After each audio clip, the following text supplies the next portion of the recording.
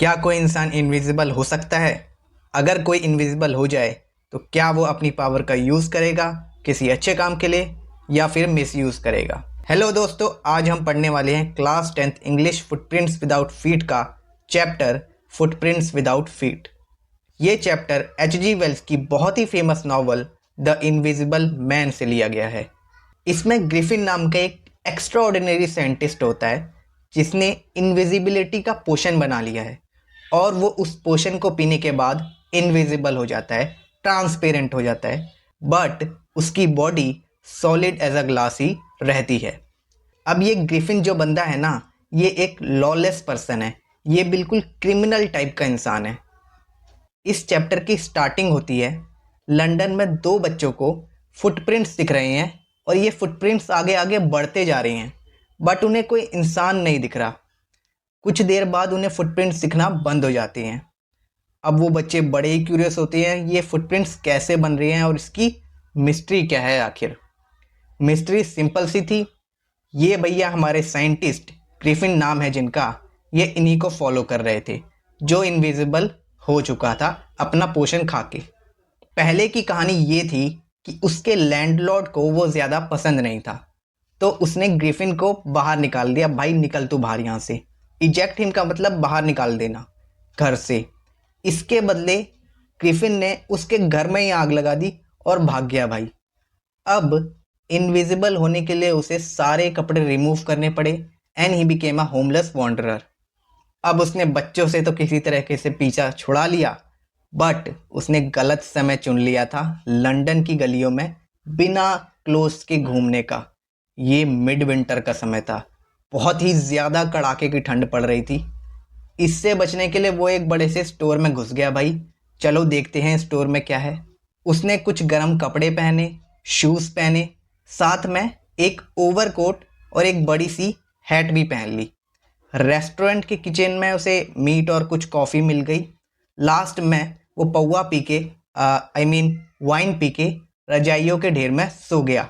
Quilt का मतलब होता है रजाई। अब अगर वो टाइम पर उठ जाता तो कोई बात ही नहीं थी, बट वो टाइम पर नहीं उठा, बिल्कुल आपकी तरह। उठते ही उसने देखा कि स्टोर के असिस्टेंट ऑलरेडी आना शुरू हो गए हैं। उनमें से कुछ ग्रिफिन की तरफ आने लगे। ग्रिफिन भी पैनिक हो गया, भाई ये क्या हो रहा है। उसने भागना स्टार्ट कर दिया। ऑब्वियसली वो लोग भी उसका पीछा करने लग गए। एंड में उसे अपने सारे के सारे क्लोथ्स रिमूव करने पड़े इनविजिबल होने के लिए, ताकि भाई उनसे वो पीछा छुटा सके। अब उसने डिसाइड किया अब कोई थिएटर कंपनी में जाएंगे जहाँ पे उसे क्लोथ्स भी मिल जाए और साथ में शोल्डर के ऊपर पार्ट कवर करने के लिए भी कुछ मिल जाए। Shivering with cold he hurry to Drury Lane. Drury Lane एक जगह का नाम है। ठंड से कांपते हुए वो ड्ररी लेन की तरफ चला गया। कुछ ही देर में उसे एक सूटेबल शॉप मिल गई भाई। इनविजिबल तो था ही, वो अंदर आराम से घुस गया और बाहर आया अपने फोरहेड में बैंडेजेस लगा के, काला चश्मा लगा के और नकली नाक भी लगा ली उसने एंड साइड विस्कर्स लगा लिए जैसा आपको वुल्वरिन भैया के दिख रहे हैं, और एक बड़ी सी हैट पहन ली। जाते जाते, क्योंकि वो क्रिमिनल बंदा था, लॉलेस पर्सन था, उसने शॉपकीपर को भी पीछे से अटैक किया और उसके भी सारे पैसे निकाल लिए। लंदन की भीड़ भाड़ से बचने के लिए वो एक ट्रेन में बैठा और एक आइपिंग नाम के विलेज में चला गया। वहाँ पर उसने 2 रूम बुक किए एक लोकल इन में। इनका मतलब यहाँ पे धर्मशाला है। इतनी ठंड में एक स्ट्रेंजर का आना वहाँ पे एक अनयूजुअल सा इवेंट था। ऊपर से ग्रिफिन का तो अपीयरेंस भी कुछ अजीब सा था, तो सब इसके बारे में बातें करने लग गए। Set all tongues wagging means someone's actions और words cause people to gossip about them. Mrs Hall, जो कि लैंडलॉर्ड की वाइफ थी, उसने फ्रेंडली होने की बहुत कोशिश की ग्रिफिन के साथ, बट ग्रिफिन ने साफ मना कर दिया कि मैं तो यहाँ पे सिर्फ सॉलिट्यूड के लिए आया हूँ, अकेलेपन के लिए आया हूँ, कृपया मुझे अकेला छोड़ दे।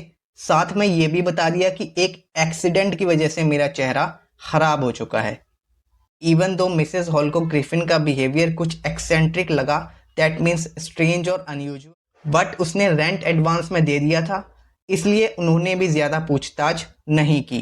बट चोरी किए हुए पैसे कब तक चलते, तो उसे एडमिट करना पड़ा कि मेरे पास अभी पैसे नहीं हैं, लेकिन मेरे पास बहुत ही बड़ा चेक आने वाला है, तब मैं आपको पैसे दे दूंगा।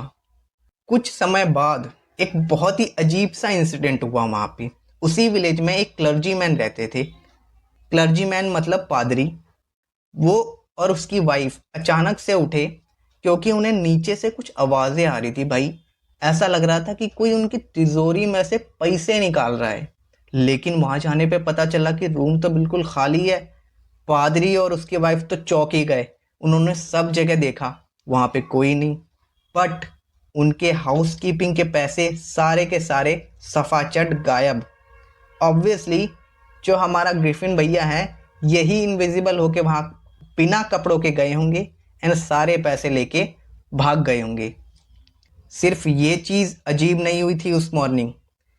दूसरी तरफ लैंडलॉर्ड और उसकी वाइफ मिसेस हॉल, वो भी सुबह जल्दी जल्दी उठ गए।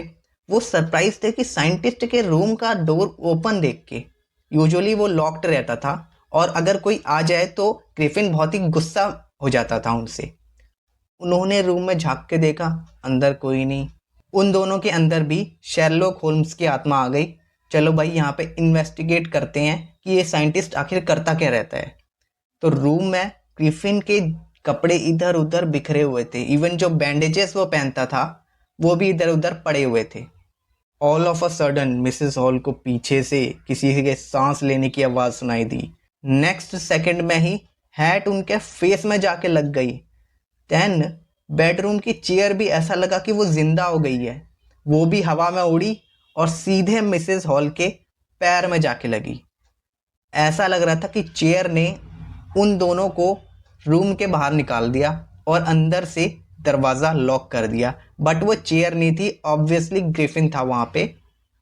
मिसेस हॉल तो कन्विंस हो गई, भाई ये इस साइंटिस्ट ने ही मेरी चेयर में कुछ जादू टोना कर दिया है। My poor mother use to sit in that chair to think it should rise against me now.